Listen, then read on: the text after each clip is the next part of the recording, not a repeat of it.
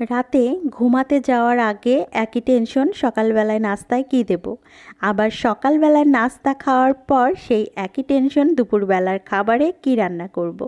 শুধু আমার না সবারই এমন হয় জানি না। সবাই অবশ্যই কমেন্ট করে আমাকে জানিয়ে দিবেন যে কার কার সাথে এমনটা হয়। আসসালামু আলাইকুম, সবাই কেমন আছেন? আশা করছি সবাই অনেক ভালো আছেন, সুস্থ আছেন। আপনাদের দোয়ায় আল্লাহর রহমতে আমরাও অনেক ভালো আছি, আলহামদুলিল্লাহ।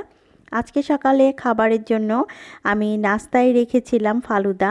গতকাল রাতে এই ফালুদাটা আমি রান্না করে ফ্রিজে রেখে দিয়েছিলাম। আর আজকে ফালুদাটায় আমি দুধের পরিমাণটা একটু বেশি দিয়েছি। আমার কাছে দুধটা একটু বেশি হলে খেতে অনেক মজা লাগে, যার কারণে আজকে একটু দুধের পরিমাণটা বেশি দিয়ে এখানে রান্না করে নিয়েছি। আর আমাদের বাসায় ফালুদাটা সবাই পছন্দ করে। আর আজকে দুপুরের খাবারের জন্য আমি এখানে মাছ ভর্তা করে নিচ্ছি। আজকে যেহেতু আমি দোকানে যাইনি, বাসাতেই আছি, যার কারণে একটু রিল্যাক্সে সব কিছু রান্নাবান্না করে নিচ্ছি। মাছ ভর্তা সম্পূর্ণ রেডি হবার পর আবার দেখা যাবে যে একটা তো তরকারি রান্না করতেই হবে, কারণ শুধু মাছ ভর্তা দিয়ে তো আর ভাত খাওয়া যাবে না। আর হ্যাঁ, এই মাছ ভর্তাটা খেতে কিন্তু অসম্ভব মজা লাগে। অনেকেই কিন্তু মনে করে থাকেন যে শুধু ছোট মাছই ভর্তা ভালো লাগে, কিন্তু না, বড় মাছ ভর্তাও কিন্তু অনেক খেতে ভালো লাগে। আমি এই কড়াইটা বেশ কিছুদিন আগে কিনেছিলাম, কিন্তু আসলে মাটির কড়াই তো গ্যাসে বসানোর সাহস পাইনি, যদি ফেটে যায়। তো আজকে অবশ্য সাহস করে একটু গ্যাসে বসিয়ে দিলাম, কিন্তু আল্লাহর রহমতে ভালোই হয়েছে, কোনো নষ্ট হয়নি, ফাটা টাটা কিছুই হয়নি, সুন্দর মতোই রান্না করা গিয়েছে। তো ওখানে আমি আসলে মাছটা ভেজে নিয়েছি, পেঁয়াজ মরিচ সব কিছু ভেজে এখন ভর্তাটা এখানে করে নিচ্ছি। ভর্তা দিয়ে আমি বা ইথিকা সুন্দর মতোই আমরা খেয়ে নেই, কিন্তু আপনাদের ভাইয়া আর জিহাদ বাবু যদি দেখে যে শুধু ভর্তা, তারা কিন্তু আবার বলবে যে একটু সাথে ডাল করলে হতো বা অন্য একটা তরকারি রান্না করলে হতো। ওদের জন্য কিন্তু আবার আমাকে আরেকটা তরকারি রান্না করতেই হবে। আর এই ভর্তাটা খেতে যে এত অসম্ভব মজা হয়েছিল কি বলবো।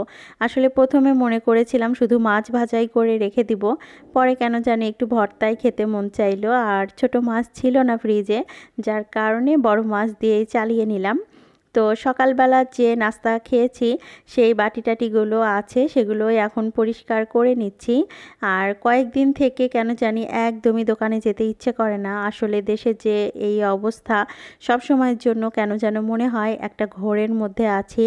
আর ভিডিও হয়তো বা তাও একটু করি, কিন্তু ভিডিও যে খুব সুন্দরভাবে এডিট করব বা ভয়েস দিব, সেটাই আসলে ভালো লাগে না, মনে কেন জানি শান্তিই পাচ্ছি না।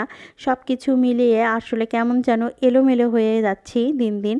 আর এই এলোমেলোতা কাটানোর জন্যই আজকে ভাবলাম যে একটা ভিডিও যখন আমার এডিট করাই আছে, তো সেই ভিডিওটাতে একটু ভয়েস দিয়ে আপনাদের সাথে শেয়ার করি। তা না হলে আবার দেখা যাবে যে আপনারা আমার এত ভালোবাসার মানুষ আমাকেই ভুলে যাবেন। এখানে আজকে তরকারি রান্না করার জন্য আমি তো সবজি কেটে নিচ্ছি, আর ওইদিকে কিন্তু ইথিকা ঘরবাড়ি সম্পূর্ণ গুছিয়ে নিচ্ছে। আর ইথিকা আছে দেখে আমার অনেকটাই শান্তি হয়, কারণ রান্নাবান্নার কাজে যদি আমি ব্যস্ত থাকি, দেখা যায় ইথিকা কিন্তু খুব সুন্দরভাবে ঘরবাড়িগুলো গুছিয়ে নেয়। আর আপনাদের ভাইয়া যদি বাড়িতে থাকে, আমি যদি কোনো কাজের কথা বলি, তখন আপনাদের ভাইয়াও অনেকটাই হেল্প করে, সে কাজটা সুন্দরভাবেই করে দেয়। কিন্তু আপনাদের ভাইয়াকে আসলে সেইভাবে কাজের কথা আমার কেন জানি বলতে ইচ্ছে করে না। সব সময়ের জন্য মনে হয় যে ব্যস্তই থাকে, যদি একটু বাসায় রেস্ট করে তাকে কিভাবে আবার কাজের কথা বলবো। যার কারণে আসলে ইথিকা আর আমি সব সময়ের জন্য সব কাজ করে নেই। আর আমার যেহেতু বাসায় কোনো কাজের লোক নাই, সেই জন্য মা মেয়ে দুইজনকেই আসলে সময় মতো সব কাজই করে নিতে হয়। আমি সকালবেলা উঠে সকালে নাস্তা খাওয়ার পর দেখা যায় দুপুরে রান্না বান্না করে আবার দোকানে আমার তো যেতেই হবে, দোকানে চলে যাই। আর ঘর বাড়ি যে গোছানোর ব্যাপারটা থাকে, সেটা কিন্তু সব সময়ের জন্য ইথিকাই করে।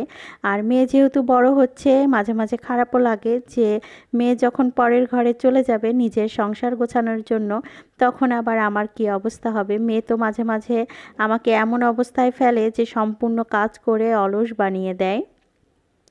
আর এখানে আজকে আমি যে মাছটা রান্না করছি, এটা একটা তেলালা পাঙ্গাস মাছ কিনেছিল আপনাদের ভাইয়া। আর এই তেলালা পাঙ্গাস মাছ খেতে আমার ছেলে খুবই পছন্দ করে। তো আমাদের বাসায় সবাই মোটামুটি খাই না তা না, কিন্তু আমাদের থেকে বেশি পছন্দ আমার ছেলেই করে, যার জন্য হয়তোবা দেখা যায় ফ্রিজে আমার এইভাবে মাছ একটু কেটে রেখেই দিতে হয়। আর অনেক দিন পর আপনাদের সাথে ভিডিও শেয়ার করছি, জানি না কে পাশে আছেন বা কে পাশে থাকবেন। আর সবার পাশে থাকার সবসময়ের জন্যই চেষ্টা করি। আর যত সমস্যাই হোক সবার ভিডিওগুলো দেখার চেষ্টা করি, কারণ একটা ভিডিও আপনার এডিট করা, ভিডিও করা, আবার সেটাতে দেখা যায় যে আপলোড করা, এরপরে যদি কোনো ভিউ না থাকে মনটা কিন্তু অটোমেটিক খারাপ হয়ে যায়। যার কারণে কিন্তু চেষ্টা করি সবার ভিডিও দেখার জন্য। আপনাদের কাছে অনুরোধ, আপনারাও সবাই নিজের মনে করে পাশে থাকবেন। শেষ করছি এ পর্যন্তই। আল্লাহ।